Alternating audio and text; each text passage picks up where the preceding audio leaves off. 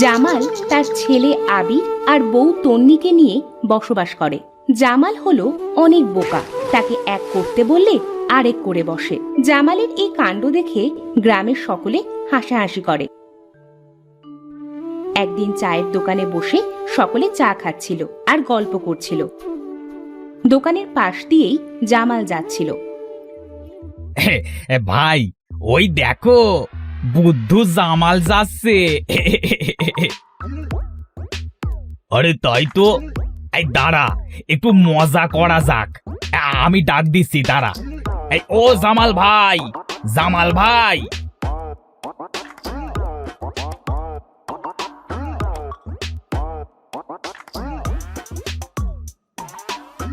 আমাকে ডাকছো নাকি তোমরা?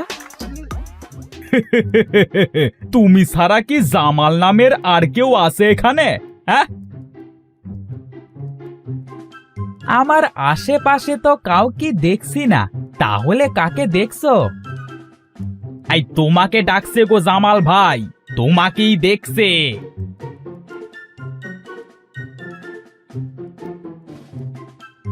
তা কেন ডাকছো শুনি? জামাল ভাই, চা খাবা? এমন তো, এই জামাল ভাইকে একটা চা দে দেখি।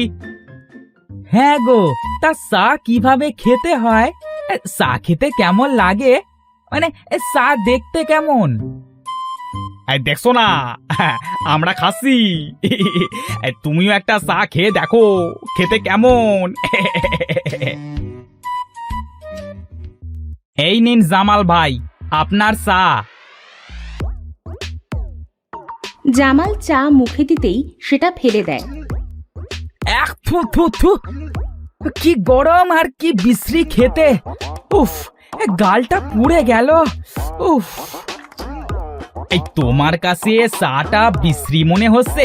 হ্যাঁ, এটা শুনে দোকানের সবাই হাসতে থাকে। আমি চলে যাচ্ছি, বাড়িতে আবার অনেক কাজ আছে। জামাল দোকান থেকে চলে আসে।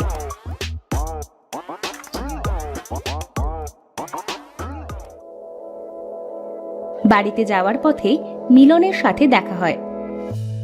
কি হয়েছে জামাল ভাই, তুমি আজকে কাজে কেন যাওনি? আসলে বউয়ের শরীরটা নাকি খুব খারাপ, তাই বিষ আনতে গিয়েছিলাম। কি বলছো তুমি? বউয়ের শরীর খারাপ তাই বিষ আনতে গিয়েছিলে? বিষ খেলে তো তোমার বউ সত্যি সত্যি মারা যাবে। কেন? বউ যে বলল আমার জন্য সে নাকি মরে যাচ্ছে, বিষ খেলে সে নাকি বেঁচে যাবে। হায় আল্লাহ, এই বুদ্ধুকে নিয়ে চলতে হবে কিভাবে? এই এটা ফেলে দিয়ে কাজে যাও তো।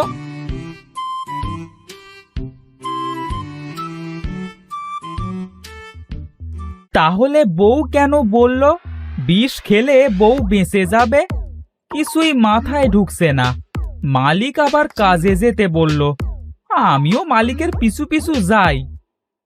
জামাল হাঁটতে হাঁটতে মিলনের বাড়িতে যায়।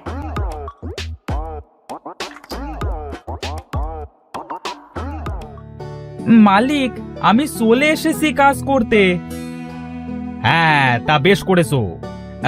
গোয়াল ঘরে একটা গরু আছে, গরুটার পেটে কিছু নেই, গরুটাকে খাইয়ে পেটটা ভরাও দেখি।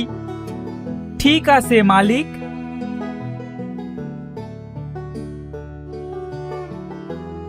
জামাল গরুর কাছে যায় আর গরুটাকে খাওয়াতে শুরু করে।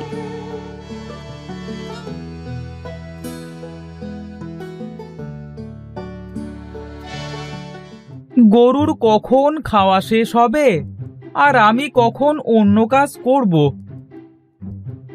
তার চেয়ে বরং আমি একটা কাজ করি, গরুটার পেট ছিঁড়ে গরুটার পেটের ভেতরে এই ঘাসগুলো ভরে দিই। হ্যাঁ, সবাই বলে আমার মাথায় বুদ্ধি নেই, আমার মাথায় কি কম বুদ্ধি? জামাল গরুটার পেট চেড়ে, সাথে সাথেই গরুটার পেট থেকে নাড়ি ভুড়ি বের হয়ে নিচে পড়ে যায় আর গরুটা ডাকতে থাকে। কি হলো? এই গরুটা এভাবে ডাকছে কেন? যে দেখি তো।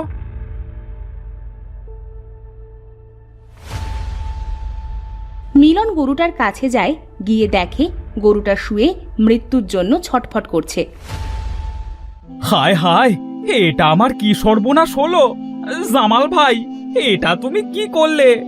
আমার গরুটাকে মেরে ফেললে। আমি তো কিছুই করিনি, আমি তো শুধু পেটটা ছিঁড়েছি গরুর পেটটা ভরাবার জন্য। বের হয়ে যাও, আমার বাড়ি থেকে তুমি বের হয়ে যাও। তুমি আমার অনেক বড় সর্বনাশ করেছো। বুদ্ধু লোক, এক বললে আরেক করে। হ্যাঁ। মালিক, আপনি আমাকে তাড়িয়ে দেবেন না। আপনি আমাকে তাড়িয়ে দিলে যে আমার বউ ছেলেটা না খেয়ে মারা যাবে। সেটা আমার দেখবার বিষয় নয়। আমি তোমাকে টাকা দিয়ে দিচ্ছি, তুমি যে টাকা পাবে সেটা নিয়ে আমাকে উদ্ধার করো। ঠিক আছে মালিক।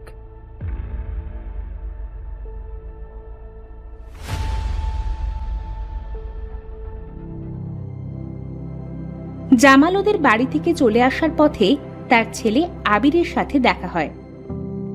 কি হয়েছে বাবা, তোমাকে এমন দেখাচ্ছে কেন? মালিক আমাকে বলেছে আর কাজে নেবে না। কেন, তুমি আবার কি করেছো?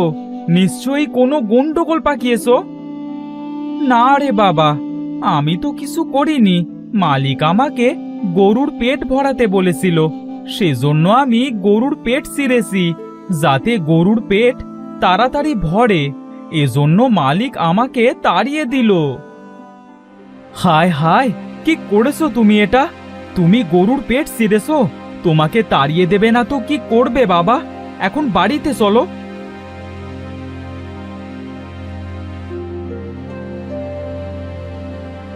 জামাল আর আবির বাড়িতে আসে, তখন তন্নি বলে, বাপ বেটার এখন আসার সময় হলো? মা, আমি একটু শাহিনদের বাড়িতে গিয়েছিলাম। বাবা আবির, তুই মাঠ থেকে আমার ছাগলটা একটু এনে দে তো। আচ্ছা, যাচ্ছি মা।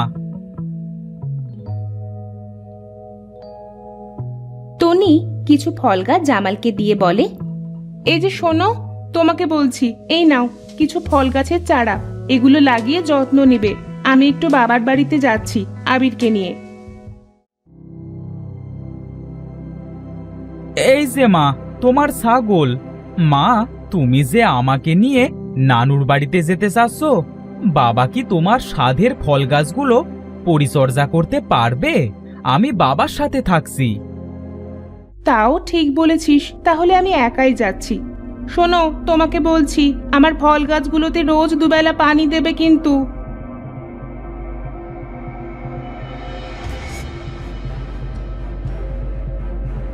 তন্নি বাপের বাড়ি চলে যায়। জামাল গাছগুলো লাগিয়ে দেয়। কিছুক্ষণ পর সেখানে আবির আসে। আরে বাবা, এগুলো কি করেছো?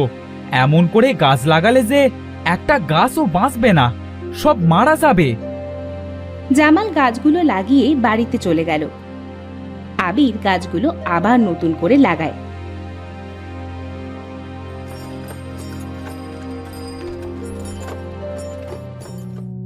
বউ বলেছিল দুবেলা গাছে পানি দিতে। যাই, গাছে পানি দিয়ে আসি।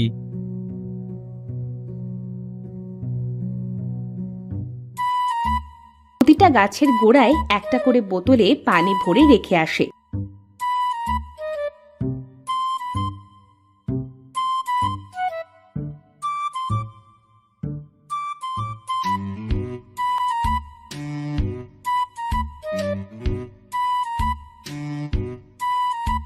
কিছুক্ষণ পর আবির গাছগুলো দেখতে যায়। আরে, এ কি করেছে বাবা? গাছের গোড়ায় পানি রেখে গেছে, পানি না দিয়ে।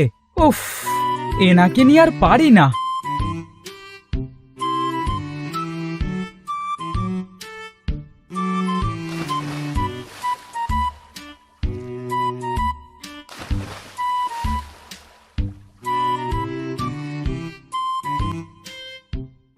গাছেদের তো পানি খেতে দিয়ে এসেছিলাম, যে দেখি তো গাছে পানি খেয়েছে কিনা। হ্যাঁ, গাছে সব পানি খেয়ে নিল। এক কাজ করি, বোতলগুলো নিয়ে যাই, বিকেলে আবার পানি দিতে হবে।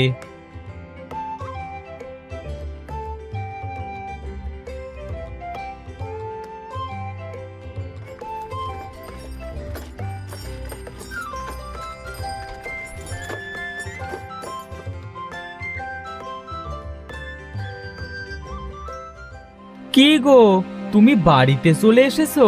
তুমি যে বললে দুদিন থাকবে। ছেলেটাকে তোমার কাছে রেখে থাকতে ইচ্ছে হলো না, তাই চলে এলাম।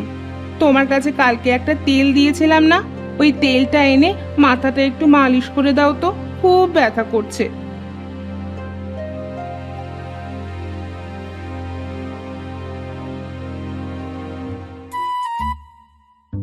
কি গো, তেল দিয়ে এমন বাজে বাজে গন্ধ বের হচ্ছে কেন বলো তো? মা, বাবা, আমি স্কুলে ফার্স্ট হয়েছি, আমার 1 রোল হয়েছে। কি, তোর 1 রোল হয়েছে? নিজে না খেয়ে তোকে পড়িয়ে তুই শেষে কিনা 1 রোল করলি? তুমি চুপ করো তো ছাই। বাপ বুদ্ধ হলে কি হবে, ছেলে আমার অনেক চালাক। তুই তোর বাপের নাম তলাবি রে বাবা। আরে কিসের এমন গন্ধ বের হচ্ছে রে? বাবা কেরোসিন তেল দিয়ে তোমার মাথা মালিশ করেছে, গন্ধ তো বের হবেই। এই দেখো তোমার নারকেল তেল। কি, তুমি কেরোসিন তেল দিয়ে আমার মাথা মালিশ করছো? বের হও, বের হও বাড়ি থেকে। তোমাকে জানো এই বাড়িতে আর আমি না দেখি। আমি কি করলাম? তুমি আবার জিজ্ঞেস করছো তুমি কি করেছো? তোমাকে বের হতে বলেছি না আমার চোখের সামনে থেকে? জামাল বাড়ি থেকে চলে যায়।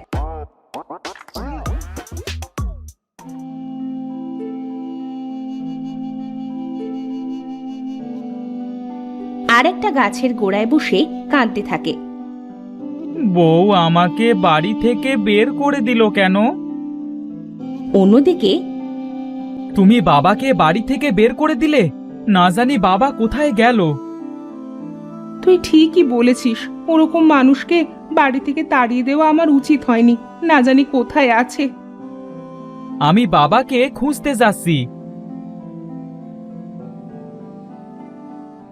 অন্যদিকে আমি আর কখনো বাড়িতে যাব না। সবাই আমার সাথে এমন করে, সবাই আমাকে বুদ্ধু বলে। জামালের কাছে তখন একটা পাখি আসে। পাখিটা জামালকে বলে, কি হয়েছে গো তোমার? তুমি কাঁদছো কেন? বউ আমাকে বাড়ি থেকে তাড়িয়ে দিয়েছে। তোমাকে আর কারো বাড়িতে কাজ করে খেতে হবে না, আমি তোমাকে একটা দা দিচ্ছি। ঠিক আছে। এর ভেতর থেকে তুমি যে কোনো একটা দা নিবে। এই দাটা দিয়ে কাঠ বা অন্য কিছু কাটলে সহজেই তা কেটে যাবে। আর এই দাটা দিয়ে তুমি অনেক ঘরবাড়ি তৈরি করতে পারবে। আর এই দাটার কাছে তুমি যা চাইবে তাই পাবে।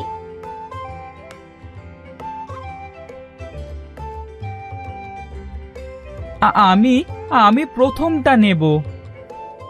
না বাবা, 3 নম্বরটা নেবে। তুমি ওনার ছেলে বুঝি, তা 3 নম্বরটা কেন নিবে? 3 নাম্বারটাকে যা বলবো তাই করবে, কিন্তু প্রথম 2টা শুধু একটা করেই কাজ করবে। 3 নাম্বারটা তার কাজও করবে, আবার প্রথম ও দ্বিতীয়টার কাজও করবে। তোমার বাবা সত্যিই অনেক বোকা, কিন্তু তোমার মাথায় তো খুব বুদ্ধি। তুমি তোমার বুদ্ধু বাবার চালাক ছেলে। এই নাও তোমাদের দা। আমি গেলাম। পাখি সেখান থেকে উড়ে চলে যায়।